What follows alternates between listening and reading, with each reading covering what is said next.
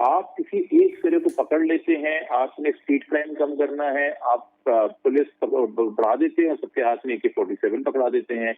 آپ اگر بات کرنا چاہتے ہیں کہ جی کوئی معاشرے کے اندر کیسز ہو رہے ہیں چائلڈ ریپ کے، تو آپ دیکھتے ٹیلی ویژن پہ کون کون سا ڈرامہ ہے جس کو ہم فحش کہہ سکتے ہیں، اور آپ کیمرہ کے ذریعے ڈرامے بیان کرنا شروع کر دیتے ہیں۔ آپ بجائے اس کے کہ بچے کو، ایک نئی نسل کو، کیونکہ دیکھیے ہمارا تو وقت گزر گیا، معذرت کے ساتھ پکے ہو گئے ہم ذہنی طور کے اوپر، بچے ہیں جن کی نسل نہ ہو سکتی ہے، ان کو ہم یہ جو رائٹس کے، بے شک وہ آپ کے آئینی حقوق ہوں، کیا آئین کے حوالے سے کوئی چیپٹر ہے؟ فی الحال تو نہیں ہے، کہہ رہے ہیں نیا کریکولم جو بنایا ہے اس میں شاید ڈال رہے ہیں کہ ہمارے حقوق کیا ہیں۔ پھر جسمانی حقوق، جنسی حقوق ہم ہی کیوں نہیں بتاتے؟ کیونکہ اگر کہ ہم بتا دیں اور بچے کو لگے یہ تو بہت ہی قدرتی سی بات ہے، قانون تو سب مجھے اس بات کی اجازت دیتی ہے اور مجھے اس کو جاننا حق ہے، اور دوسرے انسان کے یہ حقوق ہیں اور میرے حقوق ہیں، تو وہ جو یہ عزت اور آبرو اور شرم اور معاشرہ کیا کہے گا نا، اس کا بوجھ نہیں اٹھائے گا۔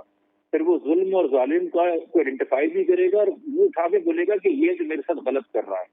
تو آپ پھر اندازہ کریں کہ میں نے پہلے آپ سے بات کی تھی کہ ہم